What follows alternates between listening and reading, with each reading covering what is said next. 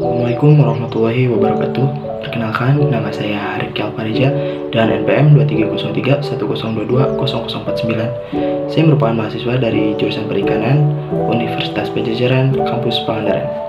Baik, di sini saya akan mempresentasikan sebuah jurnal yang berjudul Kondisi Ekosistem Mangrove di Kawasan Ekowisata Karangsong, Kabupaten Indramayu. Sebelum masuk ke inti materi, saya akan menjelaskan mengenai ekosistem mangrove. Apa itu ekosistem mangrove? Menurut FAO, hutan mangrove adalah komunitas tumbuhan yang tumbuh di daerah pasang surut. Kondisi habitatnya tanah berlumpur, berpasir, atau lumpur berpasir. Ekosistem tersebut merupakan ekosistem yang khas untuk daerah tropis dan subtropis. Terdapat di daerah pantai yang berlumpur dan airnya tenang atau gelombang lautnya tidak besar. Ekosistem mangrove memiliki fungsi yang begitu penting. Di antaranya memberi fungsi secara ekologis dan secara ekonomis. Secara ekologis, ekosistem mangrove berfungsi sebagai daerah pemijahan atau disebut juga dengan spawning ground, dan daerah pembesaran disebut juga dengan nursery grounds. Lalu secara ekonomis, saat ini ekosistem mangrove digunakan oleh masyarakat setempatnya untuk dijadikan tempat ekowisata, sehingga dapat memajukan perekonomian masyarakat tersebut dan memajukan roda ekonomi di wilayah tersebut. Kondisi ekosistem mangrove di wilayah Karangsong saat ini sedang mengalami tekanan yang sangat besar. Alih fungsi lahan menjadi sebuah tambak menjadi sebab utama lahan mangrove tersebut terganggu. Hal ini dibuktikan dengan berkurangnya jenis mangrove yang ada di wilayah tersebut. Lalu diperkirakan untuk 30 tahun ke depan akan terjadinya abrasi yang menyebabkan mundurnya garis pantai sejauh 1 km ke arah daratan. Sejak tahun 2008, masyarakat Karangsong melalui kelompok tani Pantai Lestari menyadari akan dampak alih fungsi ekosistem mangrove tersebut. Kelompok ini melakukan rehabilitasi mangrove dengan cara menanam mangrove secara bertahap di wilayah muara Sungai Song. Hingga saat ini, kelompok tani Pantai Lestari tersebut sudah berhasil membentuk kawasan rehabilitasi mangrove seluas kurang lebih 15 hektar yang membentang sepanjang pesisir pantai desa Karangsong hingga muara Song. Kelompok masyarakat ini berupaya untuk mengembalikan peran dan fungsi ekologis mangrove agar dapat dimanfaatkan sebagai kawasan ekowisata mangrove yang dapat bermanfaat secara langsung bagi masyarakat dan tempat tersebut. Lalu kelompok tani Pantai Lestari memiliki hambatan dan pengembangan kawasan ekowisata. Di antaranya adalah kurangnya informasi dan kajian ilmiah yang membahas mengenai ekosistem mangrove secara terukur. Berdasarkan hal tersebut, maka perlu dilakukannya penelitian atau kajian ilmiah yang bertujuan untuk mengetahui kondisi ekosistem mangrove di wilayah ekowisata Karangsong, Kabupaten Indramayu dengan metode TLP atau Translate Line Plot.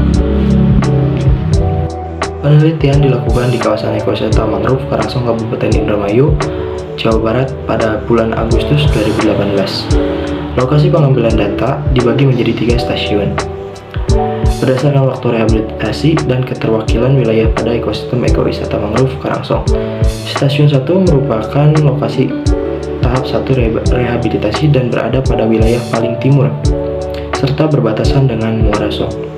Lalu stasiun 2 merupakan lokasi tahap 2 rehabilitasi dan berada di bagian tengah kawasan, serta stasiun 3 merupakan tahap 3 rehabilitasi dan berada pada wilayah paling barat serta berbatasan dengan Arboretum Mangrove.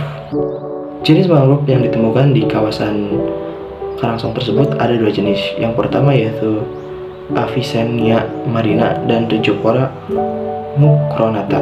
Jenis Avicennia ditemukan pada seluruh stasiun, sedangkan jenis Rhizophora hanya ditemukan pada stasiun 2. Lalu untuk hasil penelitian parameter kualitas air dan tipe substrat pada lokasi penelitian. Suhu air pada lokasi penelitian berkisar antara 26 derajat Celcius sampai 27 derajat Celcius. Suhu optimum bagi ekosistem mangrove untuk tumbuh dan fotosintesis yaitu mencapai kisaran 25 derajat Celcius hingga 35 derajat Celcius. Suhu dapat mempengaruhi kondensasi, stomata, dan laju asimilasi pada daun mangrove pada kisaran suhu yang optimum dan akan mengalami penurunan yang cepat pada suhu di atas 35 derajat Celcius. Suhu perairan juga dapat mempengaruhi sebaran mangrove jenis Rhizophora mucronate. Lalu untuk salinitas, pada lokasi penelitian berkisar antara 24-28 ppt. Stasiun 1 memiliki nilai salinitas terendah karena lokasinya berdekatan dengan muara sungai yang masih dipengaruhi air tawar. Salinitas dipengaruhi oleh pasang surut, curah hujan, penguapan, presipitasi, dan topografi suatu perairan. Akibatnya, salinitas suatu perairan dapat sama atau berbeda dengan perairan lainnya. Untuk nilai pH, pada pengamatan berkisar antara 6,67 sampai 7,14. Kisaran pH tersebut relatif netral dan dapat mendukung pertumbuhan mangrove. Nilai pH yang baik untuk mangrove berkisar antara 6,5 sampai 8,5. Nilai pH dapat mempengaruhi proses biokimia perairan yang berdampak kepada pertumbuhan dan kerapatan jenis mangrove secara alami. Lokasi penelitian memiliki tipe substrat berlumpur. Tipe substrat berlumpur merupakan substrat yang baik bagi genus Avicennia dan Rhizophora. Jenis mangrove dari genus Avicennia memiliki kolerasi yang erat dengan substrat berlumpur. Rhizophora merupakan jenis mangrove yang dapat tumbuh dengan baik pada lumpur yang tebal. Untuk kesimpulannya, rehabilitasi mangrove dengan cara penanaman kembali terbilang cukup berhasil karena memiliki tingkat regenerasi yang sangat baik, ditandai dengan tingginya nilai kerapatan pancang dan semai.